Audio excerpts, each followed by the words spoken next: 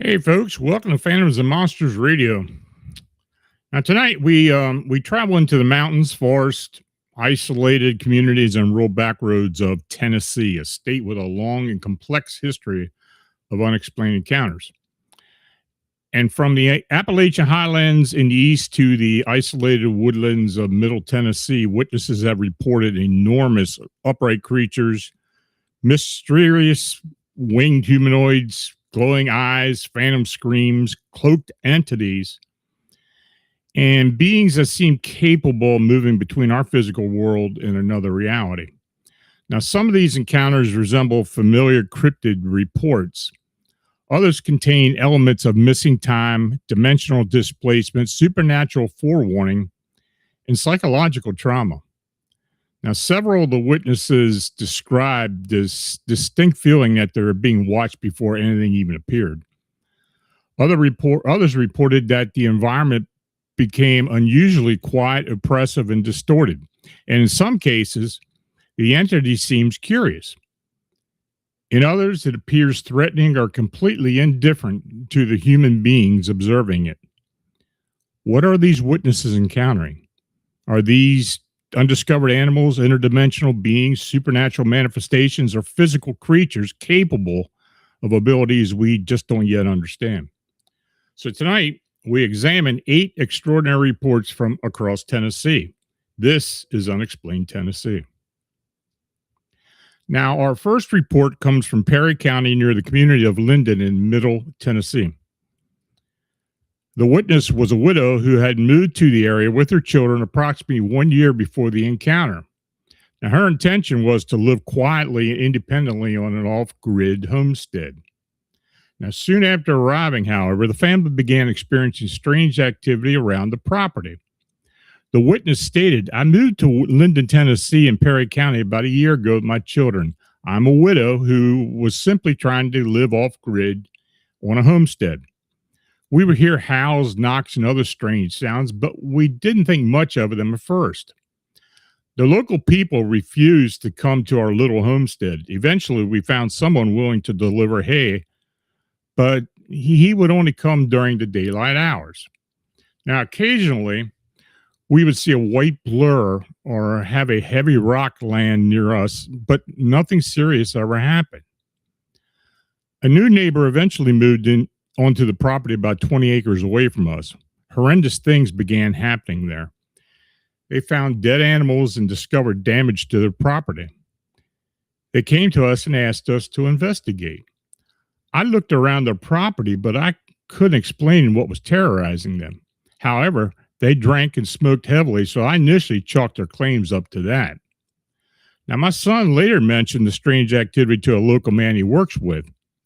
The man turned, looked him directly in the eye, and said, "It's the Cherokee Devil." I had to look that name up. We still tried to dismiss the idea until spring arrived.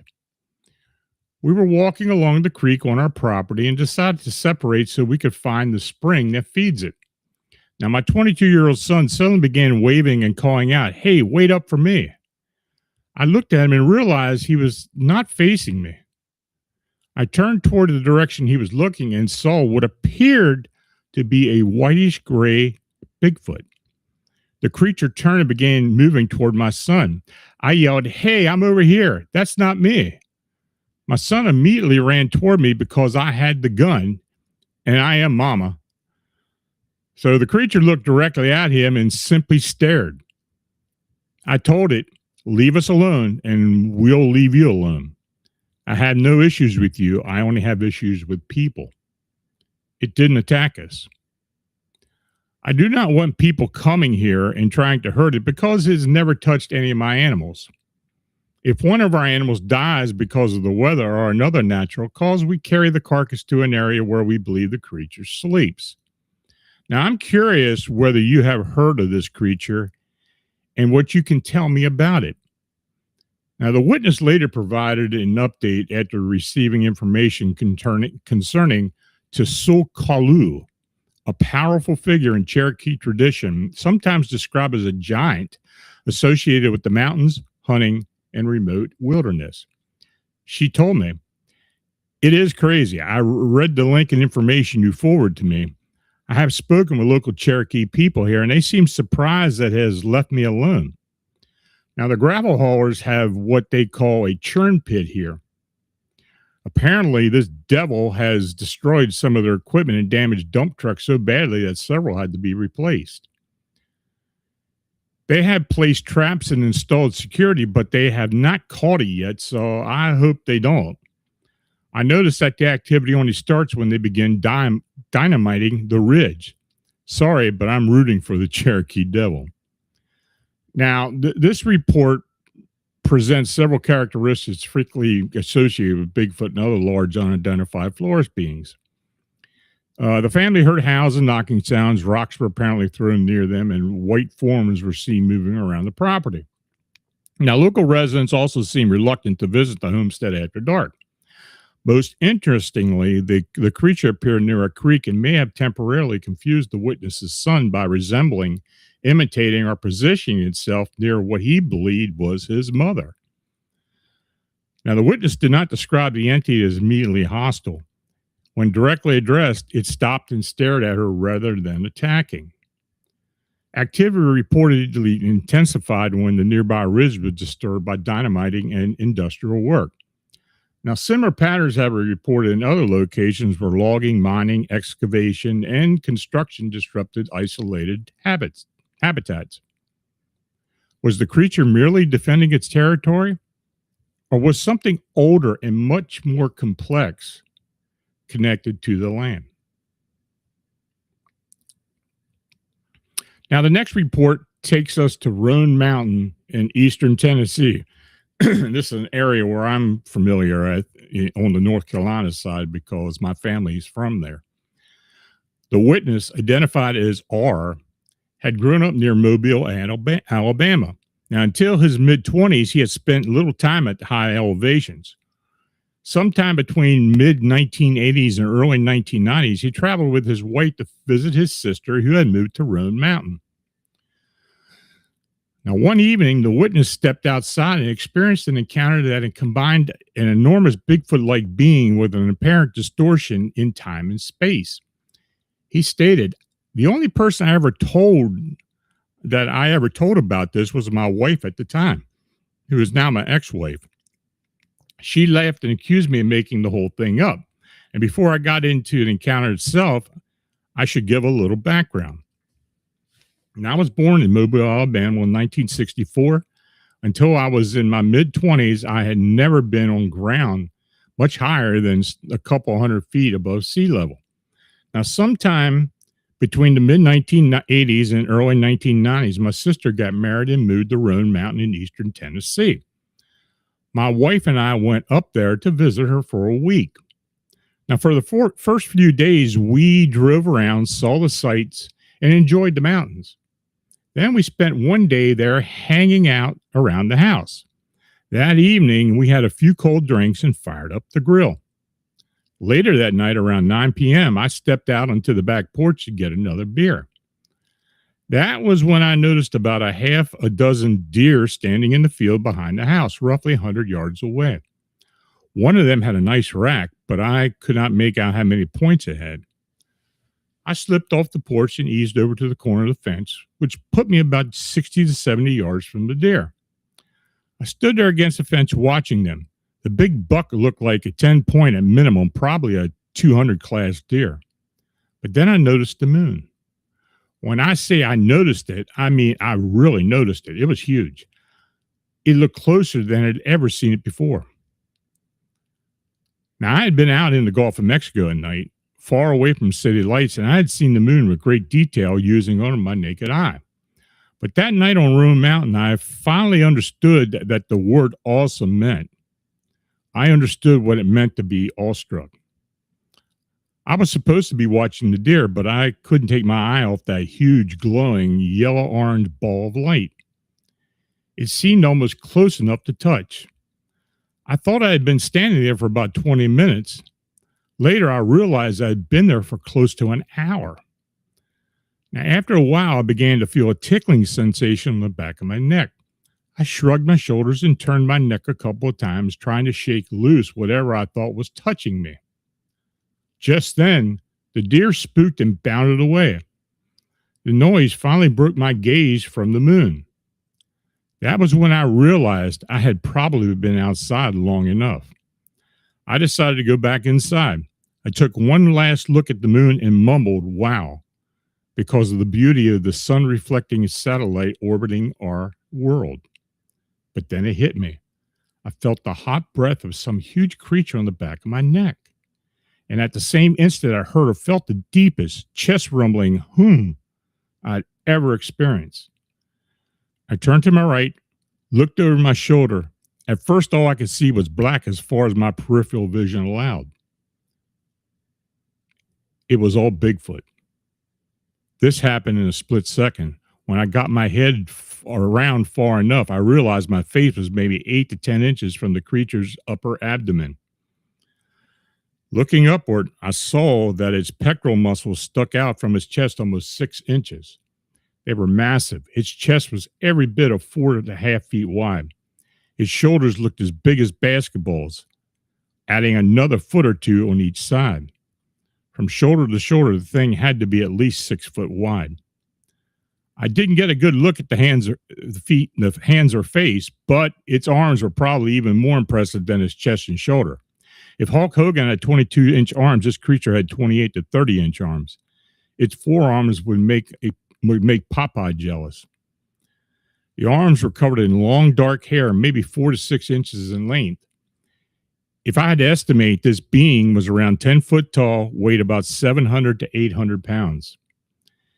As for its face, from my angle, all I could make out was a squared-off, bearded chin. I could not see its nose, ears, eyes, brow ridge, or head shape. I cannot say whether it looked more like a man or an ape. Its arms seemed more ape-like, but its chest was more human-like, only hairier than most men. This is where the story becomes even stranger.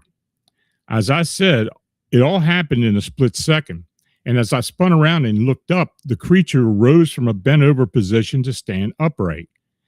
At the same time, it took a step back and to its right. As it pulled its left leg over its right, it looked as though it were slipping through a slit in a green screen. I don't know if it was a portal, an interdimensional doorway, or something else entirely. All I know is that this huge thing vanished within a split second. Now, there was no foul smell associated with it. There was a slight musty odor, but it reminded me of the smell of that a horse gives off. You could smell it, but you wouldn't call it a stench. I will say this.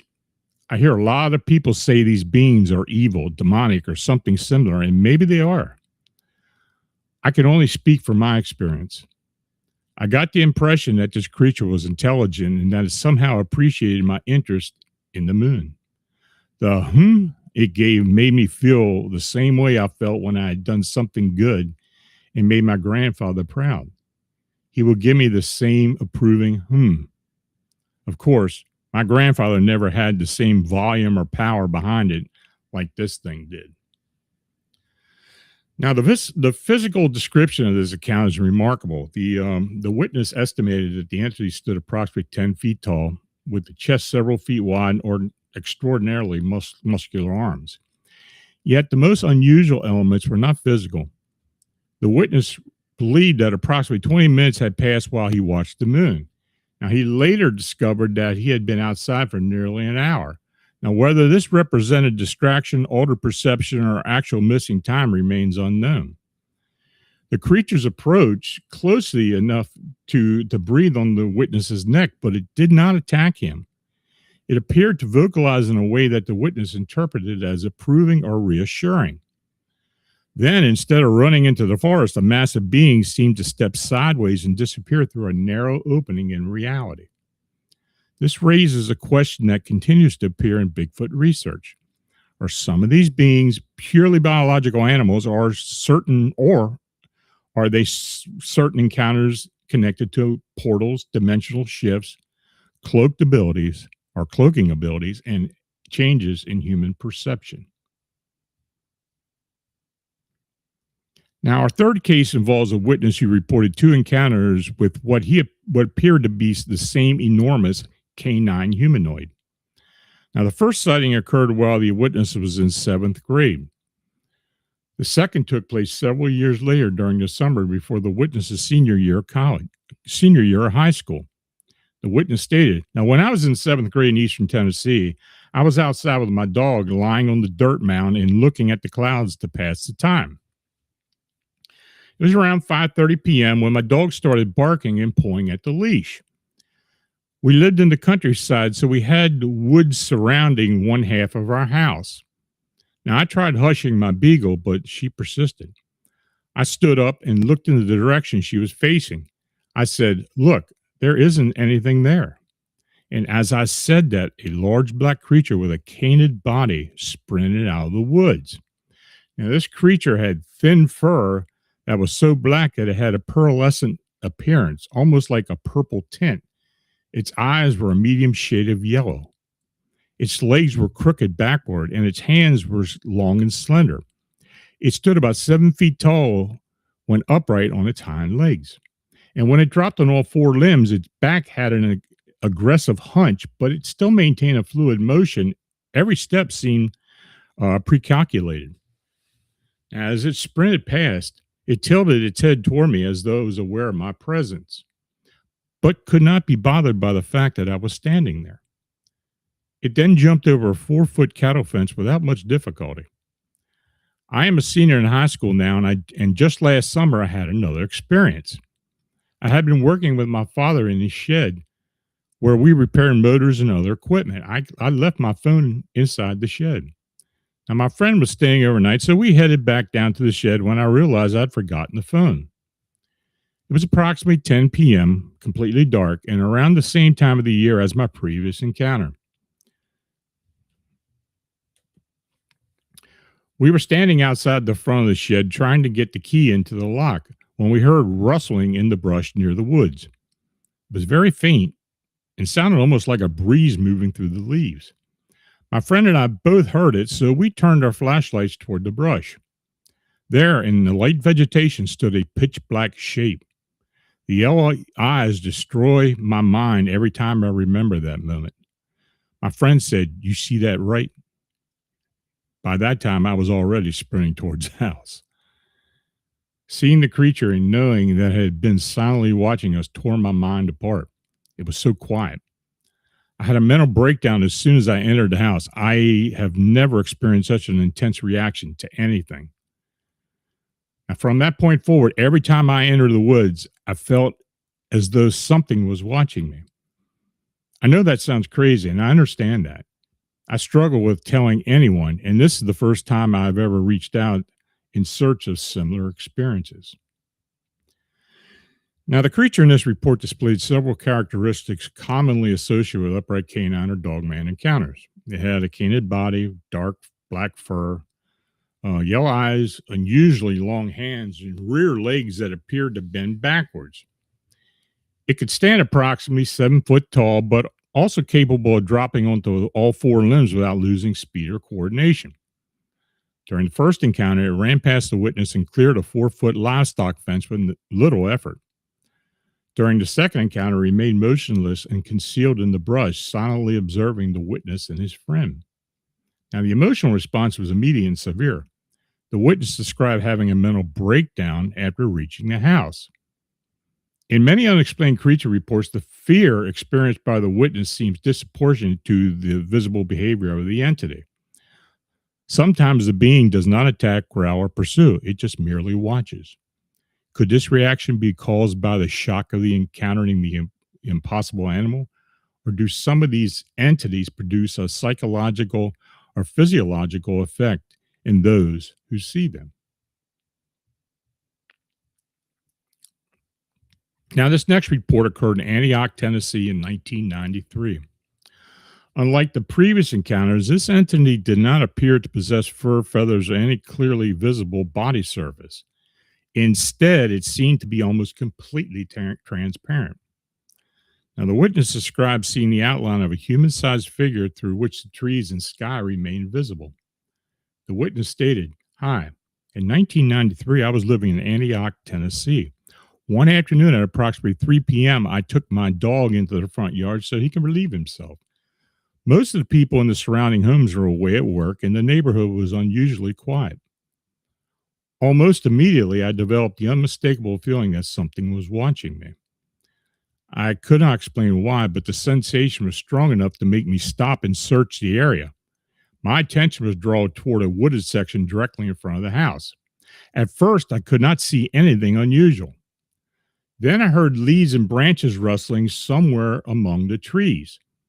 The sound did not seem to be coming from the ground, so I began looking higher and gradually scanned the treetops. My eyesight was very good at the time. I was completely sober, did not use drugs, and did not consume any alcohol. When I looked near the top of the trees, I saw something crouched among the upper branches. The only way I can describe it is comparing it to the cloaked creature in the movie Predator. I do not remember whether I had even seen the movie at that point, but the comparison is the best description I can offer. The figure appeared almost invisible. I could see the outline and general shape of its body, but I could also see the surrounding tree and skies through it. It was approximately the size of a grown man. What made the sight even more impossible was its position. It was crouched near the very top of a tree among branches that did not appear strong enough to support the weight of an ordinary person. Despite the figure's size, the branches beneath it did not bend or break. I stood in the yard staring at it, trying to understand what I was seeing. The figure remained motionless and appeared to be watching me from above. Now, for reasons I still can't explain, fear did not immediately take over. Instead, I released the dog's leash, shouted, "Hey," and began running towards it. The moment I charged forward, the figure moved. It began running across the tops of the trees with incredible speed. It did not climb down or leap to the ground. It traveled from one tree top to another as though the thin branches formed a solid pathway beneath it. The movement was so fast and fluid that I had difficulty following it with my eyes. Now, branches and leaves shifted as it passed, but the creature itself remained almost immediately transparent, or completely transparent. I could still make out its distorted outline as it moved through the canopy. Now, after running a short distance, I suddenly realized what I was doing. I remember thinking, what in the world are you doing chasing this thing? I stopped and continued watching it. The figure also stopped approximately 50 yards from where I had first seen it. It turned around and appeared to look directly back at me. Although I couldn't see any facial features, I had no doubt that its attention was focused on me.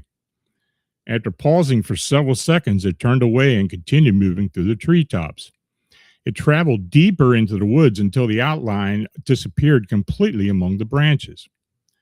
Now, I remained there staring into the trees, but I never saw it again.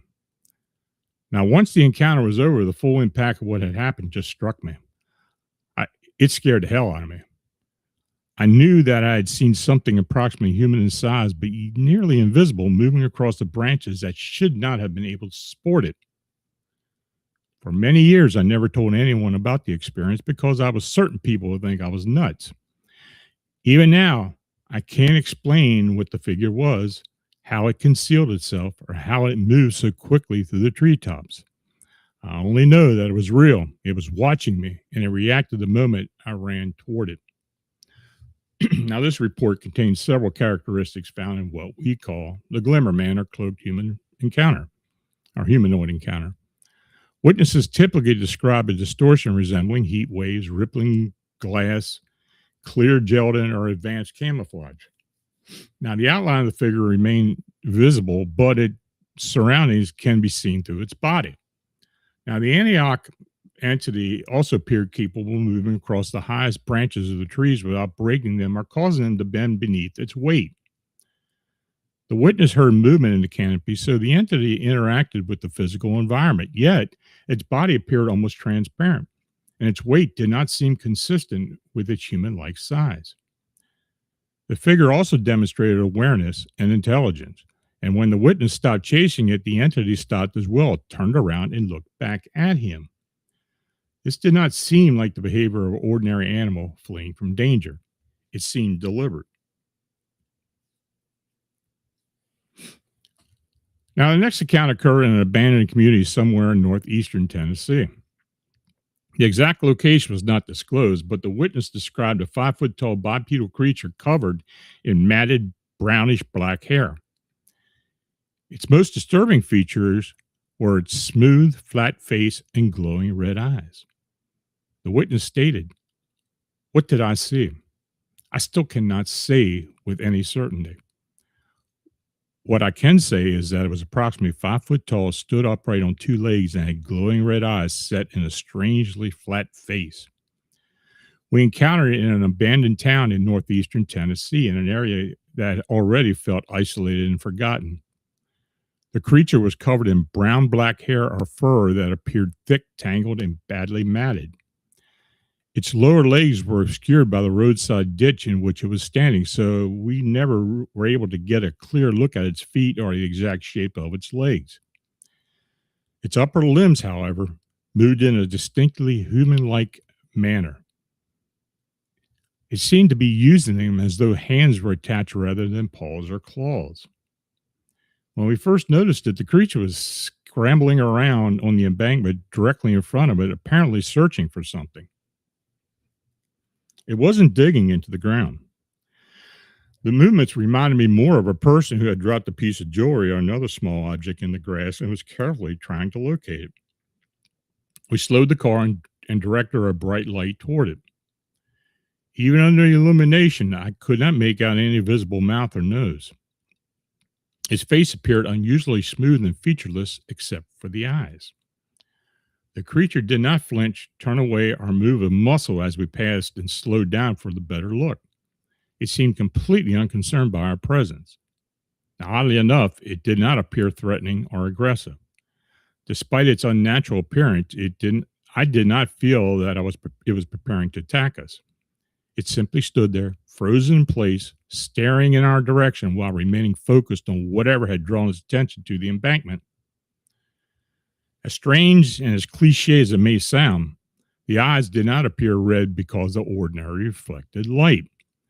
They seemed to be glowing from within, producing its own steady illumination. Even assuming it was merely eyeshine, the only animal in that area that I know red eyeshine is the night heron. There's no possibility that what we saw was a bird. Someone later suggested that the creature may have been a Mothman type entity. I did not see any wings, although it was dark, and it is possible that the wings could have been folded against its body or concealed beneath the thick matted covering. Nothing about the encounter gave us enough time or visibility to make a definite identification. I should also mention that something bearing a similar description was reportedly seen in the region many years ago. According to local people I later spoke with, these sightings dated back to the 1920s. Now, I do not know whether the reports are connected, but the similarities were difficult to dismiss. The encounter lasted only a short time, yet the image of the creature has remained with me. Its flat, nearly featureless face, glowing eyes, and strangely deliberate hand movements were unlike anything I'd ever seen in the Tennessee wilderness. Whatever it was, it did not resemble any known animal native to the area. Now, the creature's behavior is one of the most intriguing aspects of this report. It was not feeding, digging, or attempting to conceal itself. It appeared to be using its hands to search carefully through the vegetation for a small object. Even when illuminated by the vehicle's bright lights, the being didn't run. Its face appeared flat and almost completely featureless. No mouth or nose could be seen. Only the red eyes were clearly visible.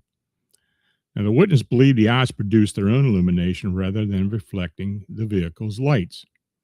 Similar reports of glowing-eyed, featureless humanoids have emerged from isolated roads, abandoned settlements, and wood areas throughout Appalachia.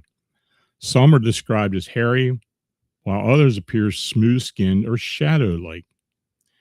The witness also learned of a potentially similar creature reported in the same region during the 1920s. Was this an isolated encounter? Or did the witness see an entity that has been present in the region for generations? Now, this next report returns us to Roan Mountain area. The encounter occurred one evening in 2010 as three witnesses traveled along a dark two-lane road after a birthday dinner. Now, the driver was accompanied by her former partner and his son. And as they approached a cemetery located above the roadway, they saw what initially appeared to be a large white ball moving onto the highway. The object then began approaching them. And as the distance closed, the witnesses realized that it was not a ball. It was a creature. The primary witness described the being as a bizarre combination of a human and reptile. It possessed two human-like arms and two legs connected to a thick alligator-like body.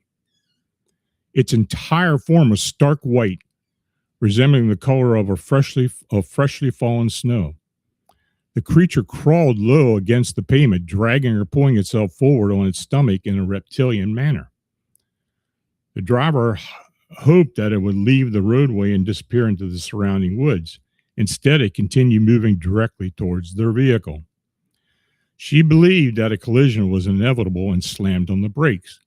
Immediately before reaching the front bumper, the creature reportedly began spinning violently. The witness compared the movement to a small tornado or a rapidly rotating mass. The figure seemed certain to strike the front of the car. Instead, it passed beneath the bumper and disappeared under the radiator area. The three witnesses remained inside the vehicle, shaken and terrified. They expected to hear an impact or feel the vehicle strike the creature, but there was no sound, no physical jolt, or no visible evidence of a collision. When they looked behind them, the entity was gone. The driver continued to describe the being as having two human-like arms, two legs with a reptilian midsection resembled that of an alligator. Its movements were unlike those of any known animal she had ever encountered. All three witnesses agreed that whatever crossed the road that night did not seem to be a normal living creature. The former partner later stated that time seemed to stand still during the incident. Everything appeared to slow down, creating the impression that the encounter lasted much longer than it actually had. The witnesses also recalled experiencing an intense feeling of dread before the creature appeared. They described the atmosphere as deeply oppressive, as though something evil or threatening was present nearby. That sensation intensified as they approached the cemetery and remained with them throughout the encounter.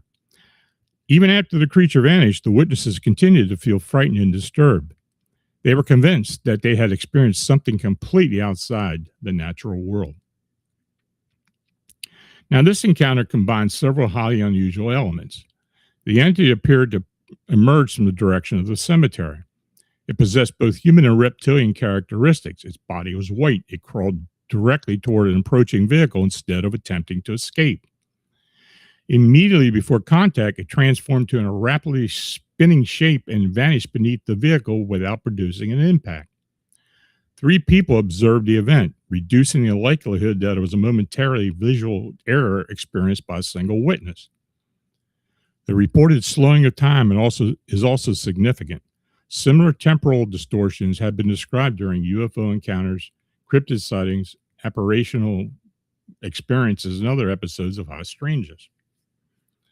Was the spinning motion a physical defensive response, a distortion surrounding the creature, or a moment the entity left our visible environment? Whatever happened on that road, the witness believed that the creature deliberately approached them.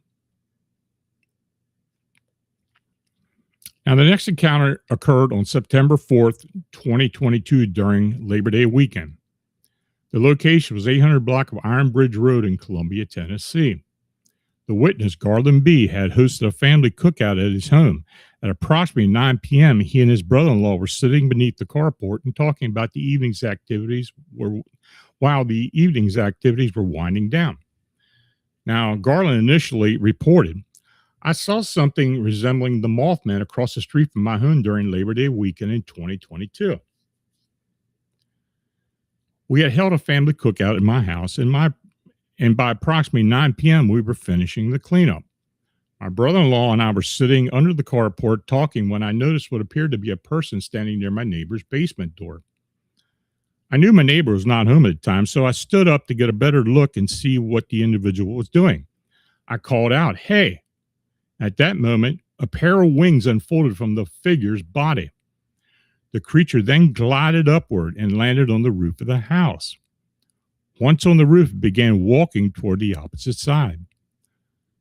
I moved in the direction it had gone, hoping to see it again, but it continued further away and disappeared from view. I searched the area, but I couldn't locate it. I had not seen anything similar since that night. I later learned that a Mothman-like creature had reportedly been sighted near State Route 840, approximately 25 miles north of my home. Now, I initially contacted Garland by email. He later telephoned me and provided additional details about the encounter.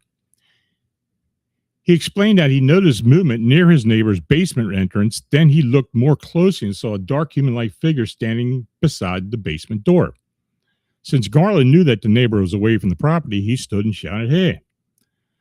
The figure immediately unfurled a pair of massive feathered wings. It then slowly descended from the basement entrance and landed on the roof, ascended from the basement entrance and landed on the roof of the neighbor's house. And as Garland watched, he observed that the entity appeared to be covered entirely in dark feathers. The feathering extended from the top of his head down to the length of its body and over its legs. Now, he did not describe exposed skin, recognizable clothing, or any other clearly identifiable human facial features. Now, the winged humanoid remained standing on the roof for a short time before beginning to move across it. Now, Garland could hear distinct rustling and shuffling sounds as the creature walked over the roofing material. It eventually crossed towards the opposite side of the house and disappeared from view. Garland approached the neighboring property and moved in the direction the entity had traveled. Despite searching the area, he was unable to locate it again. He did not hear the sound of the wings, see the figure fly away, or observe it descending from the roof. Now, during our telephone conversation, Garland became emotional while discussing the events that followed the sighting. Within approximately 1 year of the encounter, his mother, his aunt, and his neighbor, whose house the creature had stood beside, all passed away. Garland wondered whether the winged humanoid's appearance was somehow foreshadowed those deaths.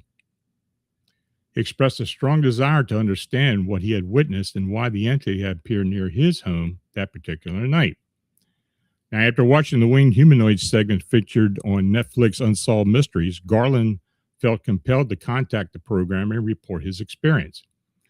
The similarities between the entity he observed and the other reported Mothman-like beings convinced him that his sighting could be connected to the broader winged humanoid phenomenon.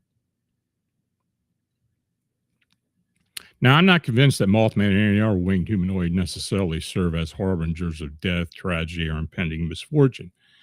Many winged humanoid sightings occur without any known tragedy following the event. However, Garland clearly believes that the entity's appearance may have been a portent connected to the deaths that occurred during the following year. The physical details are also noteworthy. The being appeared human-like while standing near the basement door. Only after Garland confronted it did the wings become visible. Now, the entity did not flap violently or launch itself into like a large bird. It reportedly unfolded its wings, slowly ascended, and landed on the roof. Once there, it walked across the house heavily enough to produce audible rustling and scuffling sounds. Was Garland observing the manifestation of a Mothman, or was this another form of feathered winged humanoid? Now, our final report takes us to an old farmhouse outside Jonesboro, Tennessee. The account was passed down through the family of a World War II veteran. It involved one of the veteran's former Navy shipmates, a man described as courageous and unafraid of physical danger. The witness had served aboard a Navy destroyer during the war and later returned to Tennessee. He eventually purchased a farmhouse surrounded by open land with a dense forest located directly behind the residence. Now, from the time the family moved into the house, unusual activity began occurring around the property. They heard unexplained knocking at the door late at night. When someone checked outside, no visitor was present. There were also strange noises and other unsettling incidents, although the family initially dismissed them as normal sounds of an aging rural home or animals moving across the property. One night, the man was awakened by a blood-curdling shriek coming from the forest behind the farmhouse.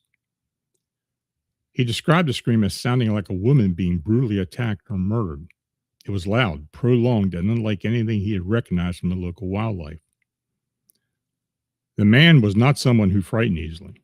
He had survived wartime service and was accustomed to danger. He retrieved his shotgun, stepped outside, and began searching the backyard and the edge of the woods. And as he scanned the darkness near the tree line, he noticed a pair of yellowish eyes staring directly at him. Now, the eyes were not positioned 3 or 4 feet above the ground, where the eyes of a deer, dog, or other common animal might appear. They were approximately 7 feet above the ground. He could see a body outline or recognizable. He could not see a body outline or recognizable silhouette. The darkness surrounding the eyes seemed impenetrable, and all he could see were the 2 yellow eyes staring steadily at him from the edge of the forest. He later said that the eyes appeared disturbingly human. They didn't move like the eyes of an animal. The unseen being showed no indication of fear, hesitation, or aggression. It simply stood there and watched him. The witness raised his shotgun, aimed directly between the eyes, and fired at close range. The blast should have struck something if it was standing near the trees. The figure did not fall. It did not recoil. It didn't cry out. It didn't even flinch. The yellow eyes remained in the exact same position, continually stared directly at him. There was no sound of an animal crashing through the brush or no visible movement among the trees. The being did not charge him, but it also made no attempt to retreat. It appeared completely unaffected by the shotgun blast. That lack of reaction frightened him more than the original scream. He realized he might be facing something that was not a normal animal and possibly not anything that could be physically harmed. He returned to the farmhouse deeply shaken. The encounter continued to disturb him long after that night. Now, at some point, he underwent a form of regression in an attempt to recover additional memories or understand what had happened at the tree line. The process apparently had a devastating effect on him. Shortly after the regression, the man experienced a complete mental breakdown. According to those who knew him, he was never entirely the same again. He became convinced that the yellow-eyed entity had somehow attached itself to his life and had caused lasting psychological and spiritual damage. And until the day he died, he blamed the encounter for destroying his peace of mind and ultimately ruining his life. Whatever stood near the Tennessee tree line was never identified.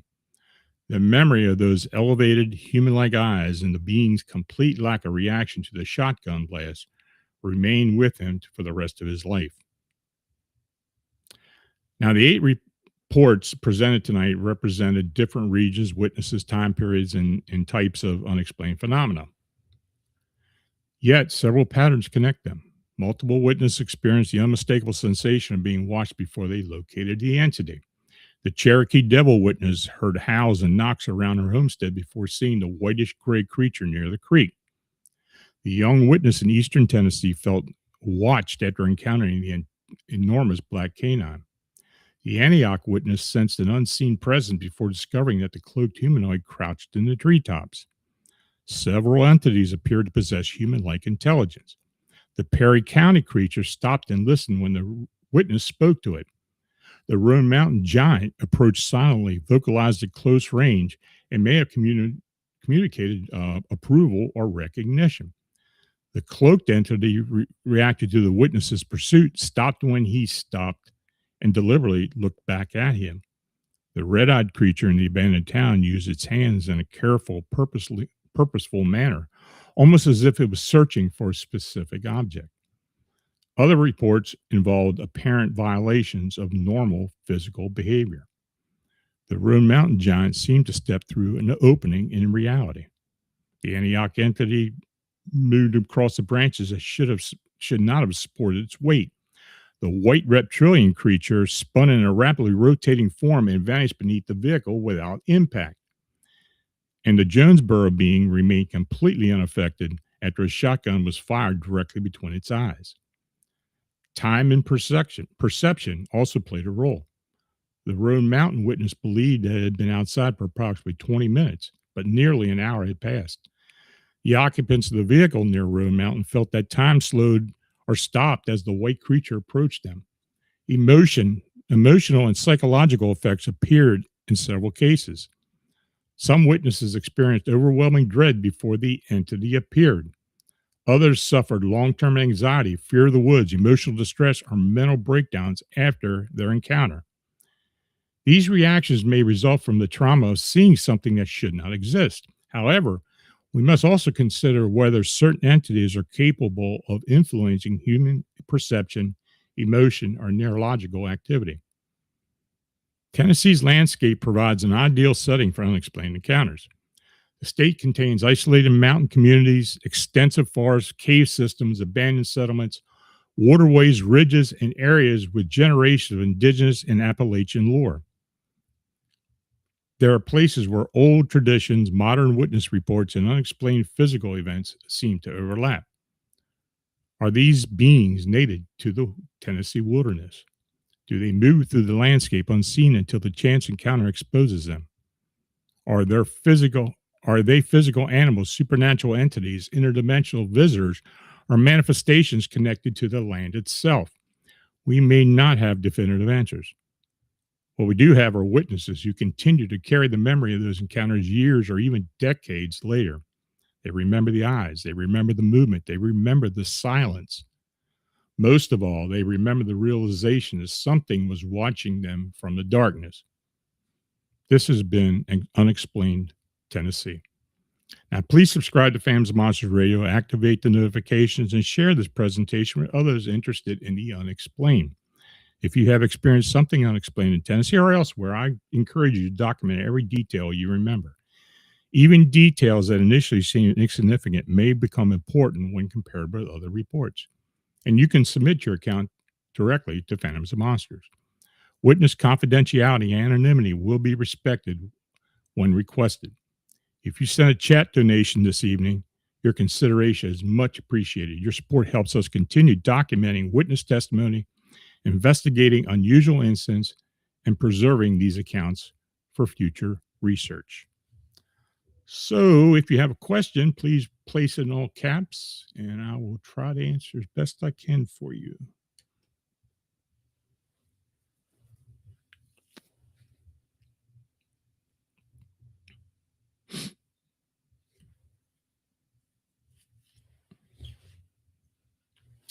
Michelle, do you think the reptilian creature was actually hurt and that's why it landed in the road the way it did, possibly looking for help? I have no idea. Honestly, I haven't heard of anything similar to that, though I have heard of another large reptilian creature on Road Mountain years previous to that. So I don't know. I don't know what the whole deal was with this creature. I do believe they saw something, and I mean, since all three of them saw it, so it's hard to tell what it was.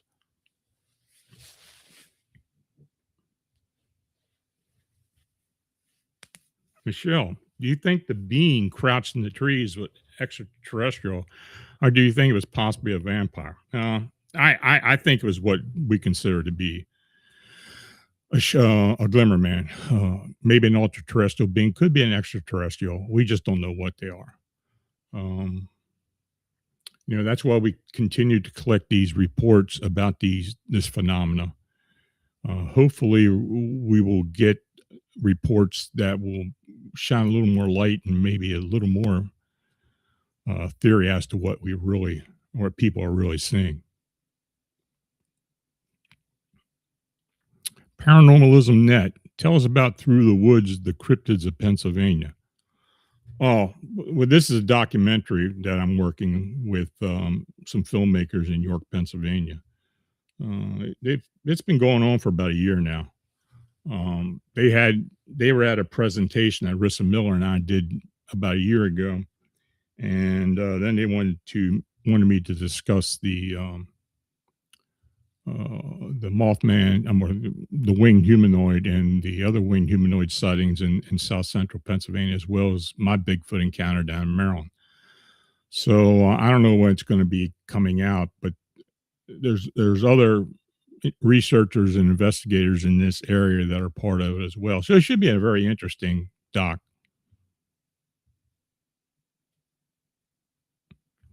Sir Wolf, how long? Glimmer man on top of the trees, thin branches make no sense. Could it be an astral form that is bleeding into this plane? Semi-present, what's your take on it? It very well could be. I mean, it could be a light being of some type. It could be an apparition, a manifestation that just takes a more spirit form when it comes through to this plane. I mean, your guess is as good as mine. We wrote the book. We're probably going to do another one eventually. We keep collecting these accounts, and we'll just have to wait and see. Dagnammit, have you heard of the Stag King of Hermitage, a large buck with a human face that lives on the property with other deer? Haven't heard of that one. If you had an account, send it to me. I appreciate it.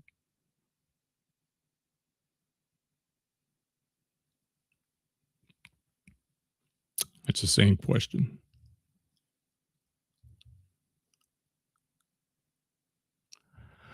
Can Squatch, have you been getting more reports since you posted a call for more winged humanoid sightings on your community tab? If so, have any been surprising, different than ones in the past? I'm probably getting a few more reports, but honestly, the content and descriptions are very similar to what we've had. You know, after we did the Netflix presentation, we received about 130 reports directly from Unsolved Mysteries. Well, I did receive them, and I started looking into them. And then I gave Tobias some to look at. We got a lot of worldwide reports. About 30 came from the Chicagoland area. This phenomena is a worldwide phenomena. I mean, and many times the reports and the descriptions are very similar.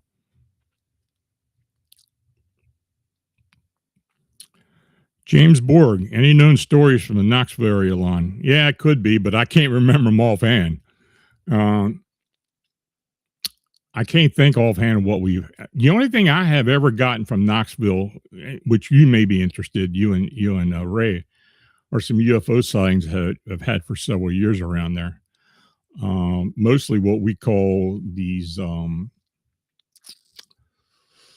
plasma-like beings, plasma-like craft that kind of shape-shift while they're flying. Many of them were donut-shaped with a hole in the middle. So if you're interested, I'd to dig them out. I mean, I know you went through the site or went through some of the stuff for the book. So I don't know if you saw it there or not. Dagnammit, there's a cryptid in Tennessee called the Chicasella. Have you heard of that? No, I haven't heard of that one either. Again, you got any information, please send it to me.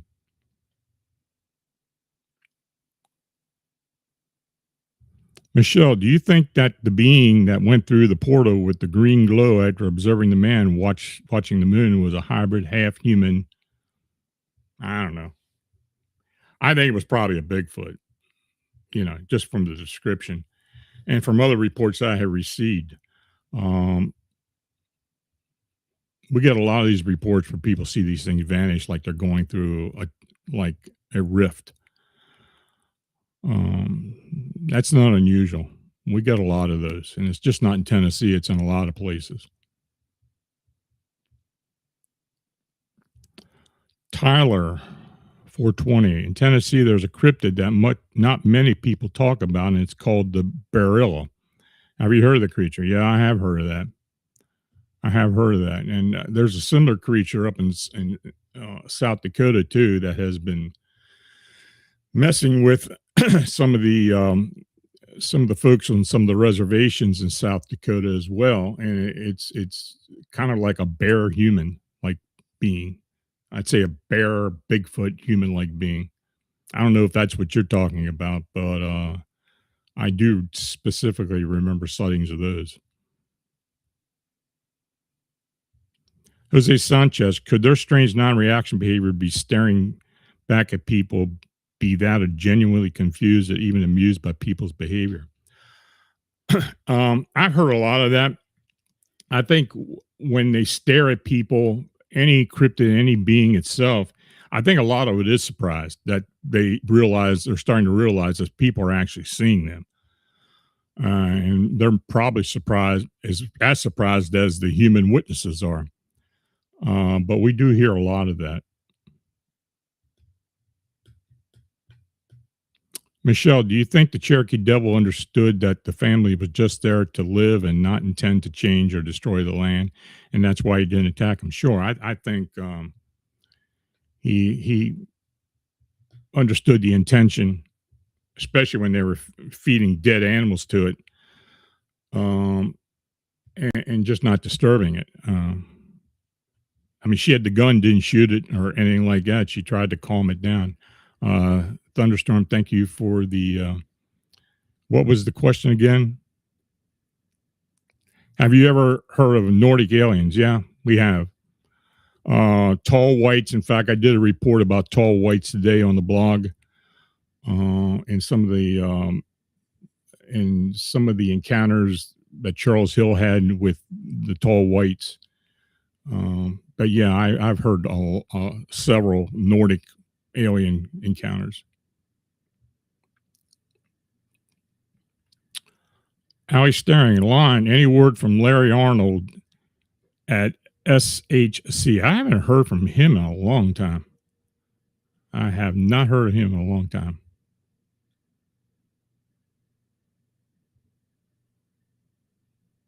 Cans Quatch, any cryptid reports tied to caves in Tennessee? Yeah, there are. Most of the reports I get from caves in the southwest part of the country involve reptilian-like beings or something very similar to what extraterrestrials have been described as well as feral people. I mean, are also pale humanoids. Paul in New York City. Lon, are you still working with Shorter to Cook? I haven't heard from Delise in about a year and a half. She is a filmmaker. She has done a lot of work over the years with Alan Jackson, and she was part of the Lord of the Rings trilogy too. She did a lot of work on that. I don't know if she's working on a project now, but this isn't unusual for her. I mean, she can go missing for a year or two at a time. But I haven't heard. I've tried to contact her and as before, but she usually shows up eventually.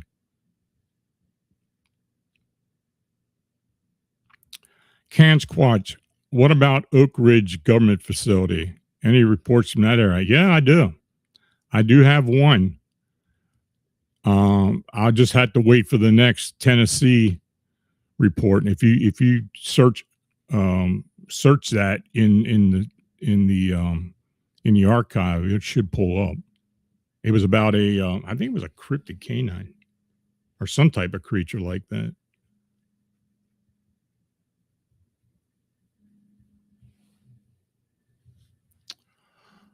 Okay, folks. Well, I want to thank you for coming in here tonight. Much appreciated. I want to again thank everyone for joining me this evening. I'm grateful for your continued interest and support of the channel. So until next time, please remain observant, trust your instincts, and remember that the world around us may be far stranger than what we've been led to believe. So have a nice evening. Have a great weekend. See you next Friday. Good night.